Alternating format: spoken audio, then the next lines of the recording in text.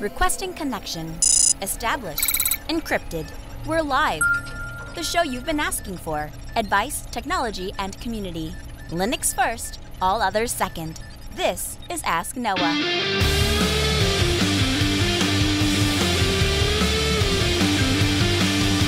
Live from Multispeed Technologies, the Ask Noah Show starts right now. This is the show where we came to do all the things on Linux they said couldn't be done and take your questions on how to do the same. The phone lines are open this hour to be a part of the program. It's a free call, 1-855-450-NOAH. It's 1-855-450-6624, or send an email to live@asknoahshow.com.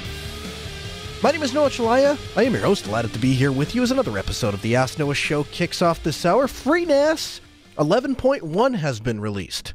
Kris Moore, PCBSD Kris, he is the Vice President of Engineering at IX Systems, the company behind FreeNAS. Now, you've heard us talk about FreeNAS here on the Ask Noah Show numerous times before.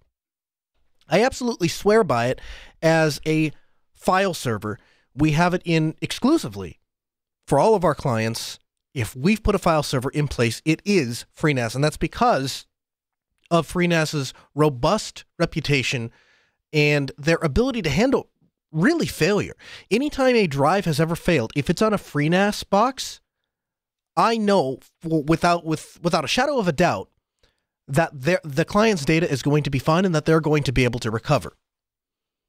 And IX Systems and Kris Moore's team have continued to advance and push the technical envelope further to bring more features and functionality to FreeNAS. And so we're going to bring him on and chat about that. I do want to make a quick stop to our phones, 1-855-450-NOAH. It's 855-450-6624. The email live@asknoahshow.com. Robert calls us from Washington State. Hey, Robert, welcome to the Ask Noah Show. Hey, Noah, how you doing, man? Excellent. How can we help? So I've been looking for work as a systems administrator, specifically Linux or FreeBSD, sysadmin work. I've checked Indeed, I've checked Craigslist, and I'm not seeing a whole lot out there. I was wondering if you had any suggestions or ideas. Yeah, I've got a couple things for you. So the first thing I would suggest is the way you get any job, and this is true, is not specific to IT. This is true of any job. The way you get any job is it's who you know and what communities you're into and what networking opportunities you have. So the first thing I would tell you is that if you're looking for a job, if budget and time allow, spend some of that time and budget on networking opportunities. So a great example that won't cost you anything is if you're not already in our interactive Telegram group, join us there, telegram.asknoahshow.com.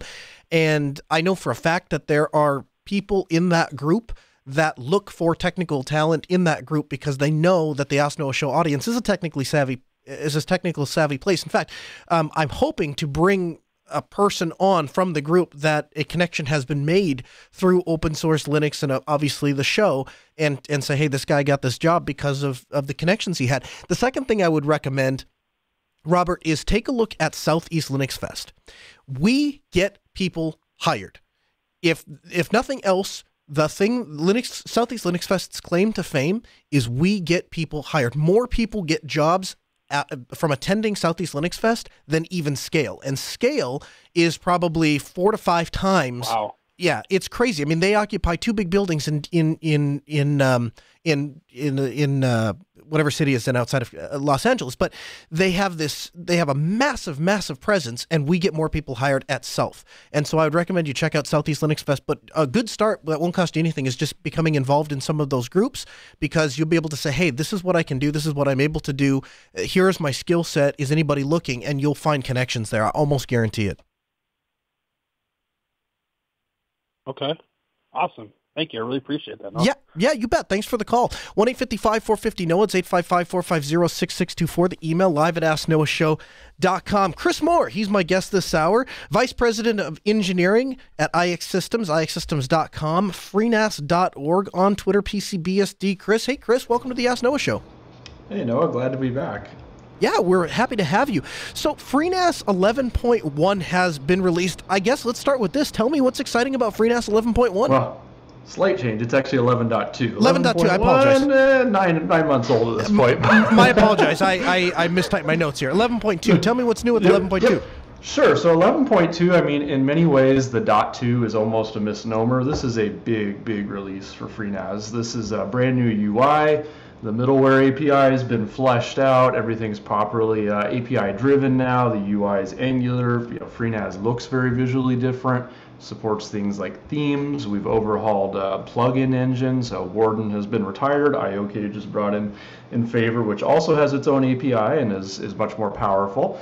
Plugins have been overhauled, and the list goes on. There's quite a bit changed, and I highly encourage people to upgrade to it. The feedback we've been seeing is, hey, I upgraded, it worked, I like the new UI, and then they go back and do their job, which is great. In a NAS, you don't want drama. You just want to upgrade it, and everything came back and it worked wonderful. So that's been the pretty common comment we see on places like Reddit and on the forums. So one of the things I was having a little bit of trouble discerning, the new UI. This is a beta feature 11.2, or this is a solid production feature. This is the real deal now. So this is actually live. It came out of beta with 11.2, which is why I said the .2 is almost a bit of a misnomer. Right. But the new UI is the default. We still do have the old UI. So if you have something you're used to doing in the old UI, we're not forcing you to transition just yet. But the default login you're going to see is a nice shiny looking new screen. Beautiful new dark theme is the default out of box, although you could pick different light themes, and we have a few different variations out of box.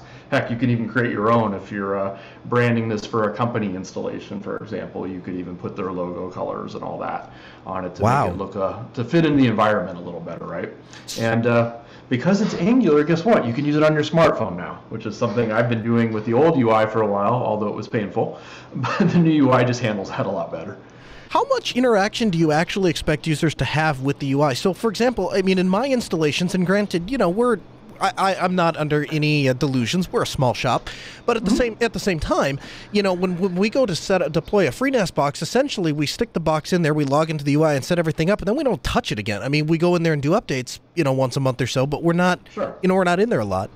No, that's a very valid point. And so the best part about the UI is it should just work and be quick and simple and get out of your way. Because at the end of the day, it's a NAS. You just want to set it up, put it in the corner, and then start accessing it from clients, right? You don't live in the UI like we do. But FreeNAS, I mean, if you got to admit, if you've been looking at it over the years, that UI has been looking dated for a number of years now.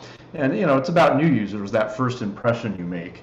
And it's about some of the features, like, again, if I need to tweak something on my storage in the middle of the night on my cell phone, and I don't feel like crawling out of bed and going downstairs, I can now do that, right? And, just some of the little flash and pop and the alerts being better position, it'll help when you do have to go get into the UI and make changes. It just will flow a little better. So it's all about convenience and basically getting out of the way so the NAS can do what the NAS is supposed to do, which is sit there and serve your data.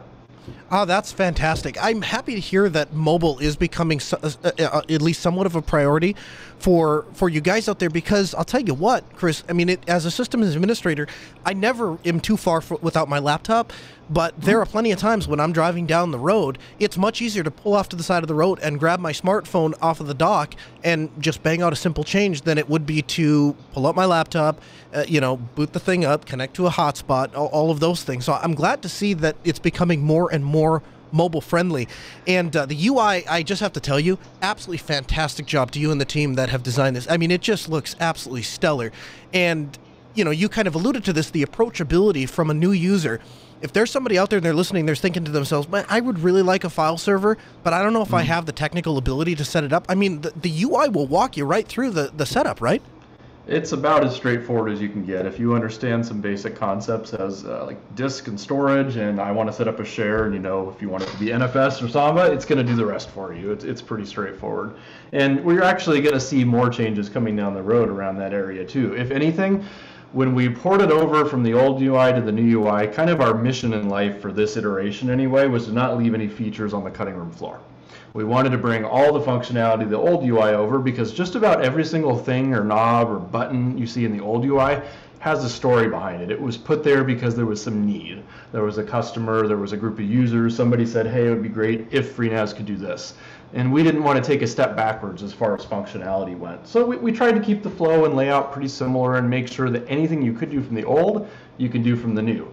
Now that being said, the new UI is not done in the sense that it's never changing again. We plan on constantly making improvements to it, and you're going to see 11.3 and 12.0. You're going to see refinement. You're going to see some simplification. There's going to be a lot of emphasis on quick wizards. So if you're not maybe as technically savvy with NFS or Samba, great. We'll walk you through all the common settings. You just hit next a few times, and away you go. You don't need to worry about what's happening behind the scenes.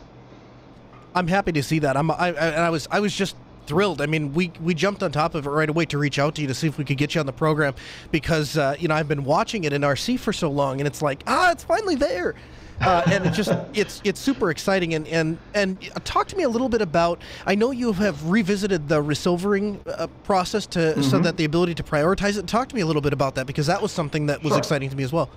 So it was actually a two-factor approach. So for anybody who's been running FreeNAS over the years, if you're running particularly disks have gotten larger. I mean, over time, as time's gone on, we're not talking 1 terabyte disks anymore. We got people throwing 10s or 12s in their FreeNAS. Well, when you do have a drive fail, the larger the disk, the longer amount of time it was going to take to resilver. And we were seeing some more extreme cases where, especially when the system's busy, all of a sudden your resilver time could be 30 days, which is just ridiculous, in my opinion. So a two-factor approach was taken. First of all, we ported over something from upstream's ZFS on Linux, which does asynchronous resilvering. So basically, it's able to read ahead and kind of read caching, if you will, on the resilver process, because as you know, ZFS is copy on write, so blocks can get fragmented over time.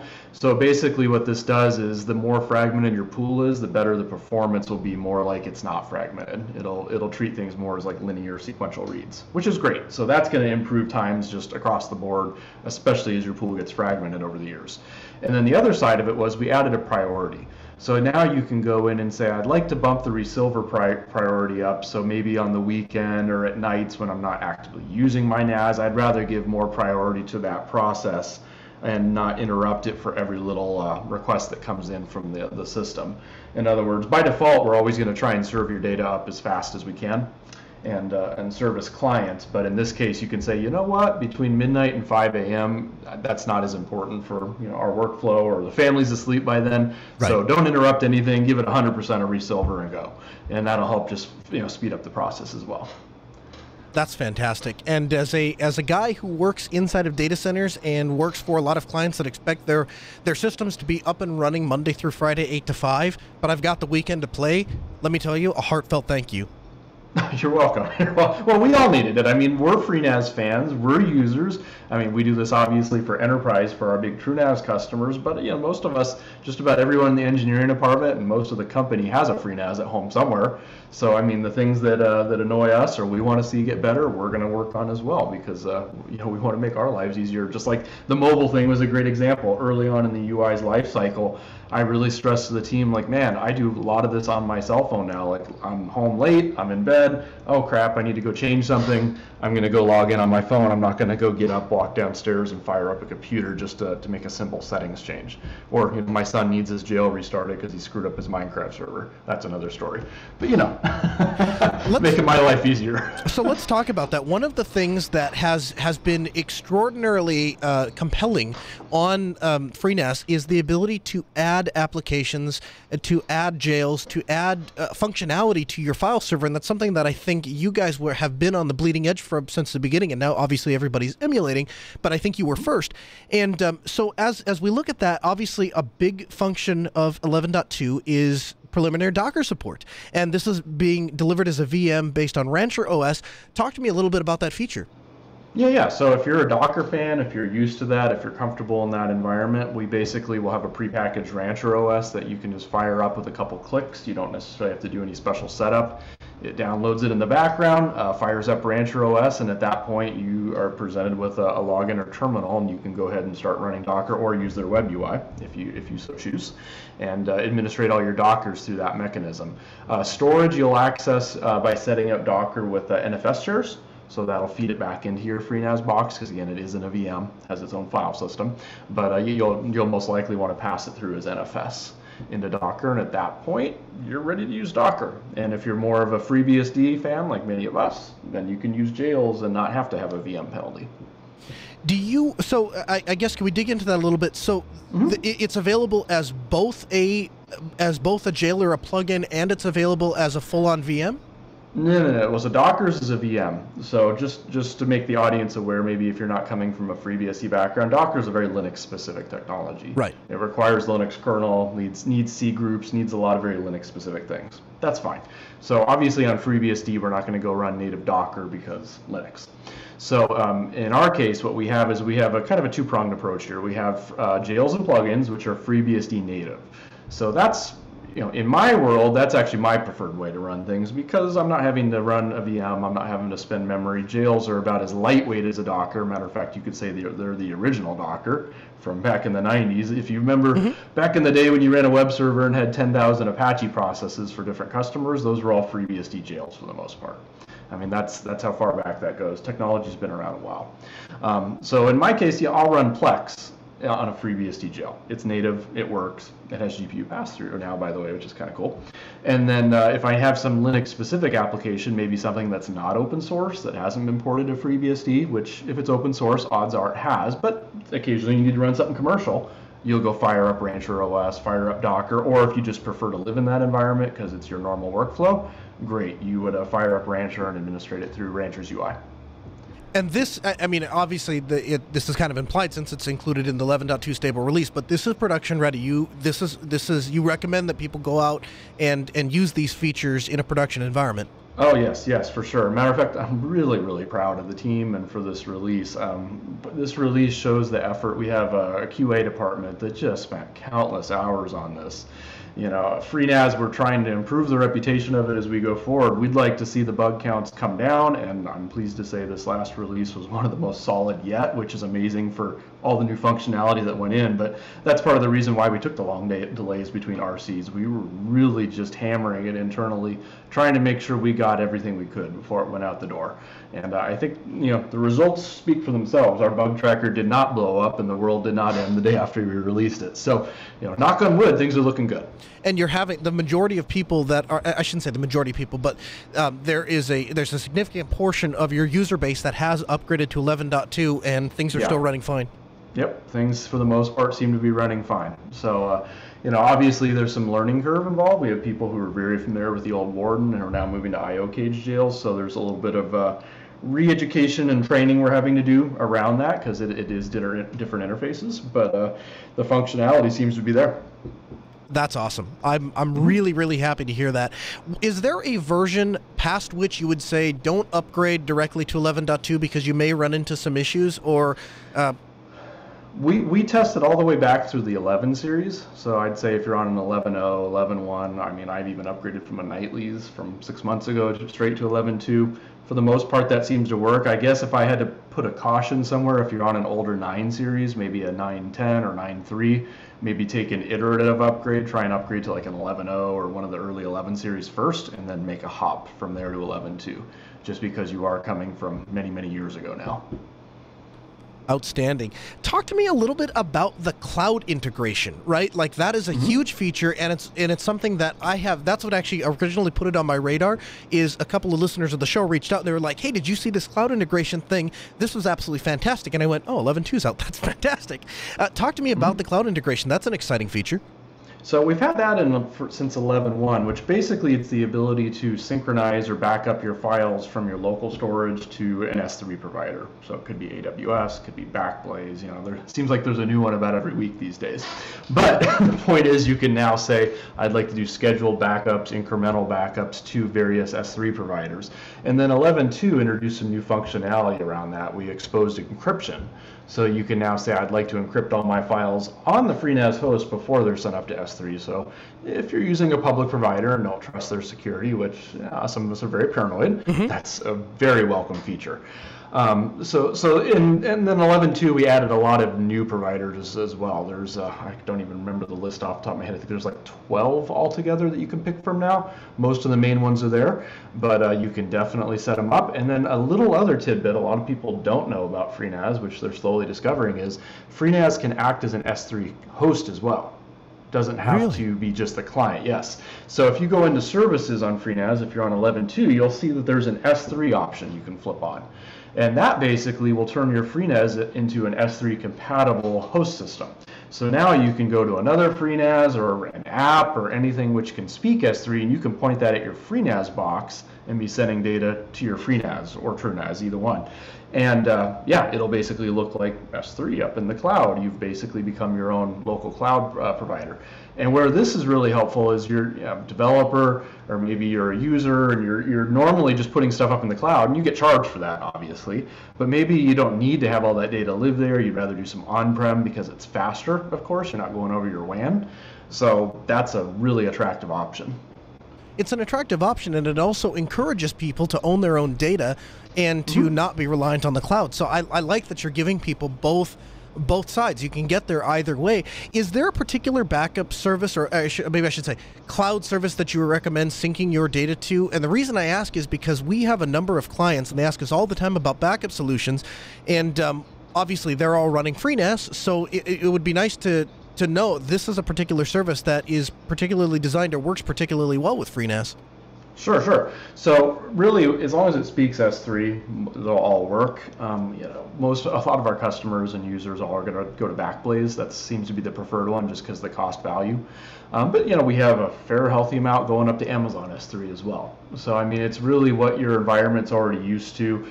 Maybe the endpoints are faster for you to go to one over the other. You'll just have to kind of make that determination yourself, depending on what part of the world you're in too. Since we're all over the place, you may find one locally which is much quicker than another. So, but the good news is, again, most things now speak S3 as a standard protocol. So you have a lot of options. That's fantastic. Well, great job, and I'm glad to see that these features are becoming more and more developed, and hopefully they get more and more adoption. One question that has come up a couple of times, is there, and if you can't get into this, I completely understand, but is there an entry-level rack mount device that you recommend that people could purchase from IX Systems for getting FreeNAS up and running? Sure. So, of course, it depends on what you're looking for performance-wise, but our X series is actually something new we rolled out earlier this year, and that would be the series that would be right above, say, the FreeNAS Mini. So you're looking at probably the 9 to 10K range entry level to get an X10 without HA, but that would be a rack mount system, and you could get that from IX. That actually comes preloaded with TrueNAS on it, which one of the wonderful things about TrueNAS is it gives you the capability of doing HA. So you already have the reliability and the stability of ZFS, but now you need to be able to ensure you have those 5 nines uptime, and when you do upgrades or you're doing things to change the system, or you have a hardware failure, which, let's face it, hardware eventually over time will have a problem, it'll fail over to the other controller. So you don't miss a beat, just keep on going. Fantastic. Well, I appreciate that. We'll have a link, of course, to that product in the show notes at podcast.asknoahshow.com. Finally, Kris, I had a question from a listener. When can we expect FreeNAS to dump this crappy ZFS system and go to something more robust like ButterFS? Are you trolling me, seriously? Yes, no, I'm trolling. It's a complete joke. Sorry. That's a good one. I saw the question and I read it, and then I went, wait a minute, what? Because the guy is smarter than that. And then I read it again. I went, oh, I get it. Hey, that's funny. I'm going to ask that. Hey, Kris, No, you made my day. There's no plans to go to any other file system at this point. There's nothing out there that holds a candle to ZFS. And I'm sorry to the ButterFS fans, but that's just kind of where we're at. You'd be starting with a 15-year lead. Hey, guys, Kris Moore, he's the vice president of engineering at IX Systems, ixsystems.com, freenas.org, on Twitter, PCBSD Kris, and a guest this hour on the Ask Noah Show. Kris, thanks so much for taking the time to be here. We appreciate it so much. We'll get you back in the program real soon. Oh, sounds good. Anytime. Thanks, Noah. Yeah. 1-855-450-NOAH. That's 855-450-6624. The email live at asknoahshow.com. Again, the phone lines are open, 855-450-NOAH. Robert, Texas, thanks for hanging in there, man. Welcome to the Ask Noah Show. Hello, sir. How are you? I'm great. I was looking at the whole time. I can't believe you hung in there that long. Thank you so much. How can we help?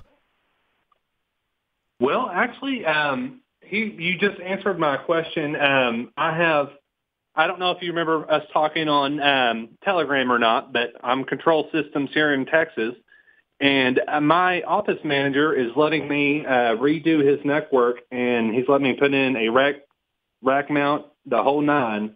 And I was looking, I got the Ubiquiti 16-port switch, managed switch I want to get. and I'm looking at the IX NAS server, and but then I guess my next question would be the RED. Do you still recommend the RED for the hard drive? Yeah, absolutely. The Western Digital Reds are the most robust hard drives. They're also the drives that are specifically built for file systems. So absolutely what I would recommend. Yeah, absolutely what I would recommend. Have you made a choice on which device to buy? No, not yet. I'm going to check your show notes for the reference for the server that you got that you recommend for my systems. But I know I want to get a server from them though, because I don't have to pay for it. The property manager is. Yeah, well, and you're doing the right thing from a CMA perspective, because it's going to allow you to shed any sort of liability, because those guys know what they're doing, right? One of the things that comes to mind, and it's just a thing. I was hoping that we would be able to get an entry-level device a little bit less expensive. If you get told no on the X series, I would check out the FreeNAS Mini, and we have run those in production environments, and we've done it all the time without any really serious drawbacks. So I wouldn't hesitate for a moment to run a FreeNAS Mini. Okay, well, thank you very much. Hey, just if I can pick your brain for just a second, and maybe this is the time to do this on, maybe we have you back for a full-on episode, but can you just share your brief story about your consulting business? Because I think it's very cool, and I think it would give people like our very first caller this hour some encouragement on starting a career in IT. Well, of course, sir. Well, like most of all of us on the show, I've been doing computers off and on ever since I was a little kid. And I went to ITT, got a degree in computer networking, but in my town, it was very limited. So I was stuck working at a grocery store, and so I was putting groceries on the shelf. But then whenever I got home, I had a custom-built PC that I retaught myself Linux, thanks to you, Kris, and all the guys at Jupiter. So then I went ahead and just woke up one day and decided that I was ready to do it full time. And I just started letting people know about these Chromebooks. It's how I got it started. Neverwhere. Bill over there, he's a great guy. Anyways, I started installing Cloud Ready to kind of introduce people to Linux, because I say Linux in this town and people look at me like I am trying to sell them something evil. Right. Yeah, you got three eyes, man. My main, yes, sir. So, I mean, the main thing is just, for me, is telling the people how good it is and them understand. Because I don't know how many times, Noah, that I've walked into a client's house or to a business, and they're using their default browser, Edge, and they just go, I don't know what's wrong. So that's the main thing, that's just trying to get people on Linux. But I mainly got my start with Linux servers, because just doing it with my free time and teaching myself and doing all these things that you tell us all about every week, sir, and I do it myself, and I was able to teach myself. And you've gotten to the point where you hung a shingle up and provided people with a quality service at a reasonable rate, and what do you know? It took off like wildfire. Yes, of course. So whenever I talk to you, the great thing about open source is that you can, reach out to these developers and you can talk to them, just like real people. Unlike, you can't get nobody from Microsoft. Right. I mean, you might be able to in the open source department. But so I was able to make these connections and these inroads. And then so I had this business owner come in with his personal computer, and I did my normal spiel. What do you use your computer for? He said, internet browsing, and I have to have Office because of the certain format. I said, okay. So what I did was I installed, I think it was Fedora, and then I installed LibreOffice. But then I changed the name to Word, Excel, so forth, so on. Yeah. And I went to have it automatically save as the new format. Yeah. And it wasn't until a week later until I told him. Right. Yeah. The people. The reality is, and I've said this on the air numerous times. People don't have connections to given software. They have connections to getting a given task done, and they just think they have connections to software because they know that a given icon or a given piece of software is what helps them get their work done. And when you watch people transition from one version of MS Office to another, that's when you really see that come out. Where they say, "Listen, I don't really care what it's called. I don't really care who makes it. I don't really care how it works. I just need to be able to get my work done." But I guess my point in bringing this up, and I thank you for being willing to share your story, is that you didn't have any special training. You didn't have any golden spoon handed to you. You just woke up and said, I am willing to put the time, the effort, the work into it. There is a need. I'm willing to serve that need. I'll charge a reasonable rate, and I'm going to do a darn good job. Yes, sir. Yes, sir. Well, that's fantastic. You have to be passionate.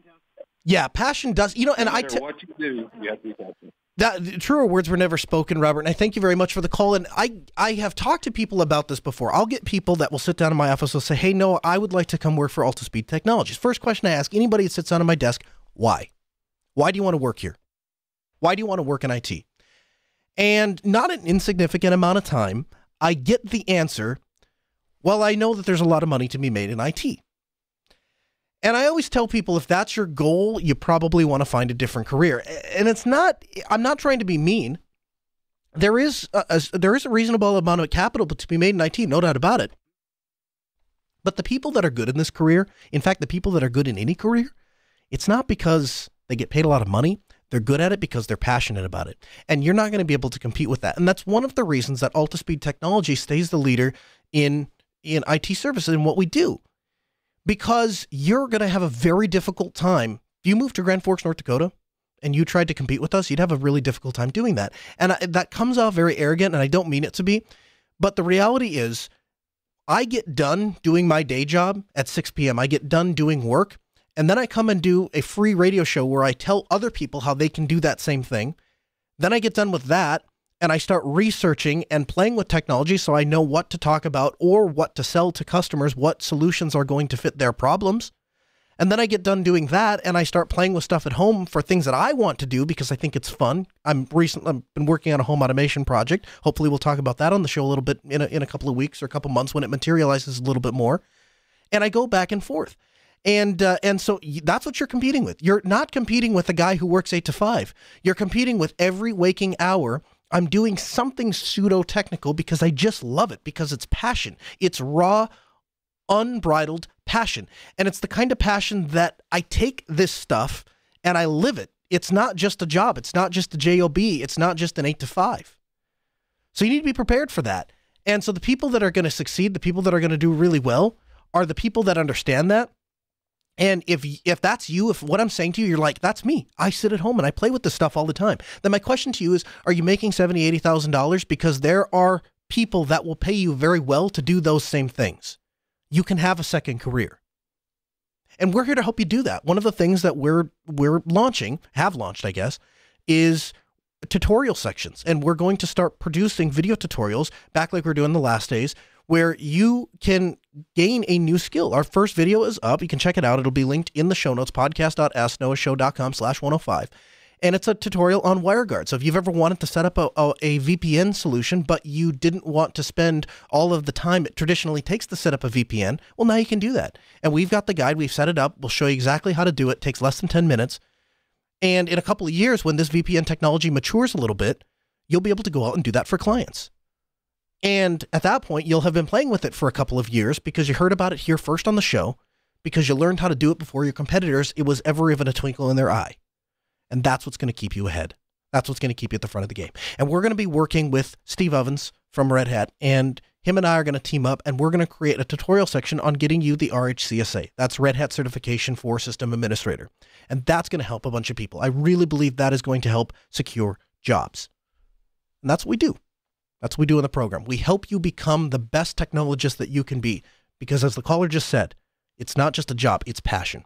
1-855-450-NOAH. That's 855-450-6624. The email live at AskNoahShow.com. You're on the air. Welcome to the Ask Noah Show. Yeah, hey. Hey, Noah. Thanks for the great show. I heard the last caller who was talking about having his company where he added Word and Excel and stuff, in for his LibreOffice. and everyone loved using it. And I was thinking of a few years back when I built my own Linux box for college, and I actually used was like Arch Linux with OpenBox and Rat Poison with everything automated because I just wanted to make it really easy for myself. And after I went off to left school, the computer was at my mom's house, and I found out like a year later that she'd been using the computer every day. And like instead of having a specific browser, it just said internet or it said email, and she was able to use it. And she said she absolutely loved it. Her only problem with it was that she didn't have spreadsheets, but I'd never set them up. Anyway, I just thought it was a funny thing. Yeah, absolutely. No, that's fantastic. Yeah. And that's kind of tying everything together. I think that's what frustrates me so much when I hear people say things like, "Well, it's not a religion, it's a technology." What? Yeah, no kidding. We're all aware of that. Nobody wakes up and goes to worship at the altar of Linus or Microsoft, right? But at the end of the day, this technology, it runs our life. And so it's not just a technology. It's not just a tool. It stores the pictures of my kids, for crying out loud. It's got videos of, when they were born and as they're growing up. It's memories. It's information that I need to live my life. It's the way I put food on the table. It's a lot more than just a tool. And so I think those of us that understand that and recognize that, and we come together and say, you know what, we're going to form a community, and then we'll extend ourselves and be available. And that's why you see people like Kris Moore available here on the Ask Noah Show. Because I called him up and said, hey, Kris, you guys released 11.2. It's a fantastic release. You guys are doing amazing things. We want to bring you on the program. We want you to talk about it. And by the way, some of the community has some questions for you. Would you be willing to address that? And he says, absolutely, I'll be there. No problem. Actually showed up like 20 minutes before the show just to make sure that all of the connection stuff was great. And that's the kind of community, that's the kind of support, that's the kind of passion, that's the kind of cool stuff that you're just not going to find in Microsoft or Apple. 1-855-450-NOAH, that's 855-450-6624. The email live at AskNoahShow.com. The Silent Drifter username joins us in our interactive mumble room. Hey man, welcome to the Ask Noah Show. Hey Noah, thanks for having me. Yeah, you had something to add to the conversation. Yeah, so you were talking with the caller just about the importance of having passion for open source technologies, for Linux specifically, but also for the BSDs and things. And I have been using Linux since 2004, and let me tell you, back then, if you didn't have the passion, you didn't use it because it was kind of hard. Endless wrapper and. You needed passion, an insane amount of patience, and maybe even a lot of alcohol. Well, I don't drink, so I would, but I'm sure that it's definitely true for a lot of people. But overall, I definitely agree. During those times, what really kept me going was just how impressed I was by everything. My first distribution was Warty Warthog, Ubuntu 4.10, and it was, it was hard times, but it was definitely worth it. And just, I loved the freedom that it gave, and it's something that. As I actually graduated back in 2017 from college, and I'm now working for a dream company. I actually work for SUSE, but one of the biggest things is that the passion that I have was really evident, and it's amazing to see that. And I've seen this actually with quite a few of my different employers over the years. Is that while I may not have had everything that they were looking for, the ability and skill that I had with Linux was one of those highlights that really ended up getting me that position. Yeah. Yeah, and what you find is that, and that's I told the guy at the beginning of the hour, what you find is the people that are super passionate, it leads to community connections. Those community connections then lead to endorsements and the desire to hire you. So yeah, absolutely. Anyway, thank you very much for the comments. I appreciate it. You too can join our interactive mumble room if you choose to do so. Of course, you can hear the quality goes up just a little bit. Of course, phone lines continue to be open at 855-450-NOAH. Speaking of community, open source, all of the things that are great in the world, there's a project that's going closed source. And I question if this is really about money, because that is how the discussion is being framed. Well, it turns out Emby has decided that going forward, certain modules will remain open source, but they are going to close source the core. Now, this was something that was just passively mentioned in a comment, and it kind of blew up. People kind of latched onto it and then said, what's going on? And the response that I have seen all over the internet has essentially amounted to, don't you people understand that we have to be able to fund our project. And right now, we're unable to pay developers. Nobody wants to work for free. So this is the direction that we're going to go because we need to fund the project. And then the implication has been on a couple of different places. If you don't accept this, then you're a cheapskate who does not want to contribute to the positive development of our software, use our software. Because there's a couple of people that have said, the reason I chose Emby, the reason I landed on Emby was because even at a time when it didn't compete with Plex, because it was brand new, it was a project in its infancy, and Plex had a very stable, very refined code base behind it, I chose to land on Emby because I valued the fact that you were an open source project. So what gives, guys? And the answer was something to the effect of, well, I hope that even if it's not open source, the fact that we're so involved in the community and we do such a good job at maintaining our code base and supporting our users is enough to keep you around. Now, let me tell you, I am one of the first people that will tell you that a project leader who is deeply involved in his project is a very good sign of that project having a long, successful life. One of the reasons that I'm such a big proponent of C-File, and we've talked about it ad nauseum on the show, one of the reasons I am such a big proponent of C-File is because the lead developer is intimately involved with every single tiny issue that pops up. He takes people's bugs and problems as if they are an issue that is personally affecting them, because they are personally affecting him because he is personally involved with his project. And he addresses those issues and corrects them immediately. And so as I have watched that kind of take place, I have become very, very confident in the future direction of the C-File project.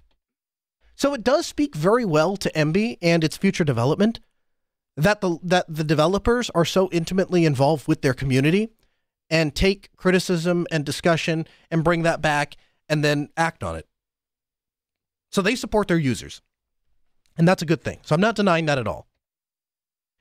But I question that the talk of closing this core and making it closed source, I really question if users are against that because of a monetary constraint. So that was the official answer, not the official answer, but that was the answer from some of the people from the project on various internet forums. Informally, I've also seen people say, well, listen, 99% of people don't contribute to the code, so who really cares? Who really cares if you can contribute code or fork code? What difference does the license make? It doesn't matter. People just equate open source with free, and so they want something for free, and that's why they care if it's open source. They actually don't care about the code. I don't agree with that one iota. I have worked very, very hard throughout my career to get to a point. Because, I mean, listen, there was a time where pulling $20 out of my wallet, my hands would start to sweat. I would start to think about all the things I was giving up if I was going to spend this $20 on dinner or going out or putting gas in the tank or whatever it was. I've been that guy. I've been that guy where I park outside of a gas station and I'm checking my bank account on my mobile app to see how much gas I can pump into my vehicle. And so, today, I can write checks for significantly larger amounts, and it doesn't really faze me. But as a person that is capable of doing that, who has gotten to that place in his career, I don't ever shy away from donating to open source projects or supporting them. I believe in software development, and I believe that people should be paid very well for what they do. But I also believe that when you purchase a piece of code, you have a right to continue to use that piece of code. I was involved with a medical software company a number of years ago, and I've talked about this before on the air. They purchased a $20,000 piece of software. And my concern when they purchased it was it required basically a license key that had to be activated on a server. And the problem that I had with that was we weren't just buying one copy, we were buying like 50 copies of this piece of software, $20,000 a pop. And I asked the company directly, what happens if you guys go out of business, stop supporting the software, no longer wish to, whatever it is, are we going to be able to continue to use the software? And their answer to me was, well, we obviously can't help you if we go out of business because the activation servers would go down, but barring that, we will always activate the version of software you paid for. I was still uncomfortable with it. I still suggested that we didn't go down that route. Guess what? Went down that route. Lo and behold, a couple years later, all of a sudden we can't activate the software anymore because they changed the policy. So this company paid hundreds of thousands of dollars to purchase a piece of software that they barely got 3 years of use out of. And I don't see that as the right way to go about things. I don't see that as a moral way to go about things. Now, I am not calling for the government to restrict people on the license that they have to use for their software. I mean, you license your software however you want. But I will tell you that Plex has a huge following. I sat down with the guys that are developing snap packages, and they invite the people from Plex to come to some of these sprints so that they can develop these packages so that everything works well together. So you have to understand something. Your brand differentiator up until this point has been that you were a FOSS product. And people like me will use your product if for only because of the license that is there. And now that you have removed the advantage of using a GPL2 license and you've gone to closed source, now you have removed my incentive to use your product. Now you're essentially throwing down the gauntlet and saying, we are competing with Plex. We believe we have a better product than Plex. We offer no license advantages, no theological advantages. We don't have I hate to use the word belief system, but it's not a belief system that you subscribe to. Now it's just based off of the software merits. Do you still want to use our product? And this is not something new. I was actually looking back because I have I've got notes that I take on various things that pop up, and I was looking back because I remember reading about this. September 28th, 2015 was the first time that I had seen rumblings about Emby changing. And of course, back in 2015, that would have been completely ridiculous because in 2015, I'm not sure that they even competed on the same level that Plex did, feature speaking. Today, I think that's a little bit closer. The interactive chat room on Freenode # Ask Noah Show says, to be fair, proprietary software can also be gratis, and then they give a link. And again, I don't think this is about money. I don't think people are going to not support Emby because of a monetary constraint. I think people aren't going to support Emby because they have a problem with the new license structure. And so as far as, is it closed source or is it source available? At the moment, the current source code is licensed, I believe, under GPL2. However, versions going forward will be closed source. So that's kind of where they stand. I don't think this is a money thing. I think this is a freedom thing. I think this is a mistake. I think Emby needs to tread very carefully, and I think they need to understand and recognize what put them into the spotlight to begin with and what is going to lead to their success going forward. Again, 1-855-450-NOAH. That's 855-450-6624. The email, live@asknoahshow.com. Joel joins us. Hey, Joel, what's on your mind? Hey, Noah, this is Joel. It's been a long time since I called in, but I've been busy. I'm curious if you've ever had any luck with the ThinkPad E-Series. I'm sort of interested in the RiseIn model. And from your experience, how well does RiseIn run on Linux? Also, would like to know if there's any benefit to using RiseIn instead of Intel nowadays, especially with the Spectre and Meltdown vulnerabilities. I'll start. I'll tell you what, Joel. I'll start backwards and work my way backwards. Is there any advantages of Ryzen over Intel? I would tell you that if you are looking to eke every little bit of performance out of a system and do that as cost effectively as possible, that's where Ryzen has some advantages. If you want a rock stable system and you don't care what it costs, it just has to work 100% of the time, and you need the most amount of performance possible at any price point, then you're going to go with Intel. And this is a hotly debated topic right now in the chat room that we're going to get into it. I can see that we're going to have a fight about this, but that is the truth. The truth is that you are not going to see Amazon and Google throwing out their Intel Xeons for Ryzen boxes. I'm not seeing that happen. I think that in serious production workflows, I think you're going to see people stick with Intel because they have a proven track record. Now, that may change 5-10 years down the road, but right now, the Ryzen is a budget product. That's what it is. That's why people are interested. If you looked at the reviews when they first came out, one of the big things that people were championing about Ryzen is, here's the performance of Intel, here's the performance of Ryzen, and here's the cost difference.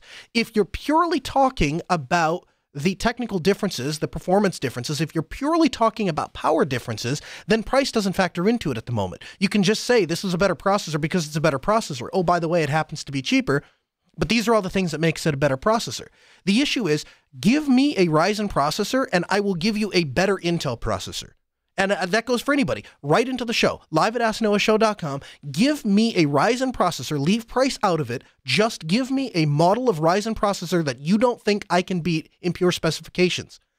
And I'll respond to your email, or we'll talk about it on the air, and I will show you which Intel processor can stomp out that Ryzen processor. And again, that's not to crap all over Ryzen. My friends over at Level 1 Techs, they're all in on Ryzen and Ryzen technology, and it's a great thing anytime we have competition, because it means the envelope is going to be pushed forward. It means that we are going to ultimately get a better system, be it on Ryzen, be it on Intel. The end winner is always going to be the end user. So I'm thankful for Ryzen. I have a Ryzen system. In fact, when we built out the studio, we seriously considered doing it based on Ryzen processors, just because it provides some competition. And my friends over at Destination Linux, that show airs every Wednesday, we've chatted about this. Obviously, Ryan is a big fan of Ryzen. He's a big fan of Team Red. So we'll see what happens. But at the moment, I don't think that you can argue that Ryzen is a better processor. It's just a more budget-friendly processor. Working back to some of your other questions, how well does it run Linux? Fantastic. Plenty of people running Linux on Ryzen. Absolutely fantastic choice. I don't have any issues with that at all. I don't think you're going to have any better or worse of an experience with Linux on Ryzen than you would with Windows on Ryzen. I would run that all day long. As far as your question about ThinkPad E-Series, the E-Series is kind of their budget line. You see them used a lot in schools. So they roughly translate directly to I believe it's the T-Series. So the E430 is the same as the T430, except with a slightly less expensive chassis. I could be wrong on that, but that's my understanding of the E-Series. Would I recommend you buying one? Sure. My kids have an E-Series, but I don't have a problem with that at all. They're great computers. At the end of the day, they're all made by Lenovo. They've all got the same internal parts. You just have to be a little bit more careful with it. Again, open phone lines this hour, 1-855-450-NOAH. That's 855-450-6624. The email, live@asknoahshow.com.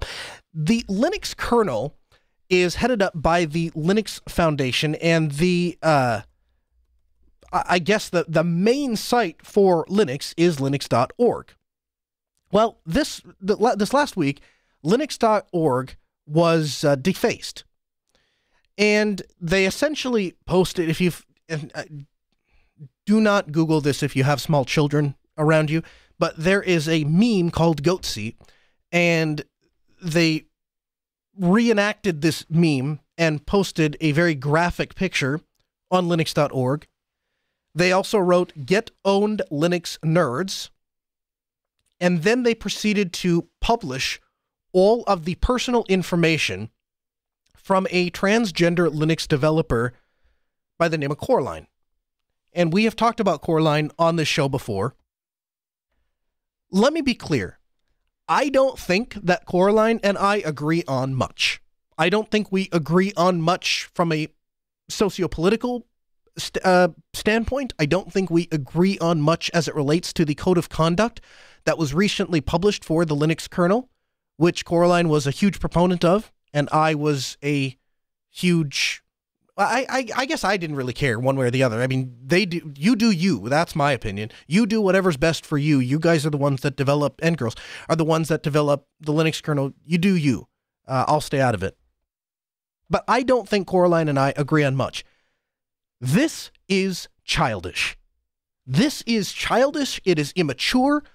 It helps nobody. To publish the personal home address of a controversial person who undoubtedly has already probably suffered insane amounts of bullying and scrutiny and just downright meanness to publish that information in such a public way, and not just Coraline's name and address, but social security number, previous name. I mean, just absolutely ridiculous. I don't agree with the new code of conduct per se. I tell you what, if I was in charge of the Linux kernel, I'm not sure that we would be having that code of conduct. I'll just tell you that right now. But if I wanted to argue against the code of conduct, I'm going to argue against the code of conduct, and I'll argue against the code of conduct based on merit. This is a childish attempt to try to manipulate the conversation. Because if you can scare your opponent, in this case Coraline, a proponent of the COC, if you can scare your opponent, if you can make them feel small and insignificant and like you have more power over them because now you have published this information and there are people that could do bad things to you because they know where you live, so you better be careful what you say. You know what that tells me? That tells me that this person, whoever it was that did this despicable act, doesn't really believe that the code of conduct is a bad idea based on the merits alone, because they have to resort to this crap to make their point. If the code of conduct was really that bad of an idea, if the code of conduct was really such a horrible idea, then you should be able to list out the merits and demerits of the code of conduct, and then we can go ahead and have that discussion, and because you're so right, it's going to come out and be very obvious that it's a bad idea. The code of conduct for Southeast Linux Fest, it was a really bad idea, and we didn't have to dox anybody to make that point. We didn't have to publish anybody's information and make somebody a target to make that point. All we had to do was list out all of the reasons to do it, all of the reasons not to do it. We looked at the empty page and the reasons to do it, and we looked at the full the full page of reasons not to do it, and it was a pretty clear decision. We made it and went from there. And we had that discussion like mature adults. So this makes my blood boil, and I get very upset about it. And it's not because I agree with Coraline, and it's not because I don't agree with the position anyway of the people that perpetrated this ridiculous act. But the way that you're going about this sways no one. Nobody woke up and visited linux.org and saw that disgusting image and that disgusting text that accompanied your disgusting, ridiculous image and said to themselves, you know what? That's pretty clear to me that we don't need a code of conduct. These people, they seem like they behave like rational adults. I mean, I'm not sure that I'm not really sure that we need this. No, actually, I think there's a lot of people, and I'm seeing it in the chat room now, there's a lot of people that are looking and saying, you know what? That seems like a pretty good reason to have a code of conduct, because people don't know how to act. People don't know how to conduct themselves. They don't know how to treat other people with mutual respect. So, good job. I'm glad you got a couple hours of fame. I'm glad that I can return the domain to its proper owner and everything was restored. I hope you had fun being the little person that you are. And I hope you know that you've accomplished nothing other than to vilify yourself. And I hope I was very clear about that, because I would hate to be unclear. I want you guys to check out podcast.asknoahshow.com. There we have links and references to all of the things that we talked about in the show. And one of the things that I'm super excited about, head over to YouTube. There's a link to our VPN tutorial for WireGuard. Now, even if you're not interested in setting up WireGuard, make sure to go ahead and subscribe to that channel, because that is where we are going to publish video-specific content. The Ask Noah channel, we have all of our shows, our show archive that is there, plus anytime we publish a show, obviously the YouTube version of that goes out. This new channel is going to be specifically for video-centric content. We're going to make that available because we know that there's people out there that like visual content. And so we're going to publish that on a second YouTube channel, so you'll find tutorials, interviews, stuff like that. Make sure to check it out and subscribe because you're going to get some really fantastic stuff there. Very well done, very refined stuff. Hey guys, did you know this show is available as a downloadable podcast? You can download the show at podcast.asknoahshow.com. There you'll get the entire show. If you're not doing that, you're only getting part of it. The Ask Noah Show continues next Tuesday at 6 p.m. Central. A huge thanks to Ben, our producer, Sarah, our call screener. This hour the show may be over, but there's plenty more content for you 24/7 at asknoahshow.com.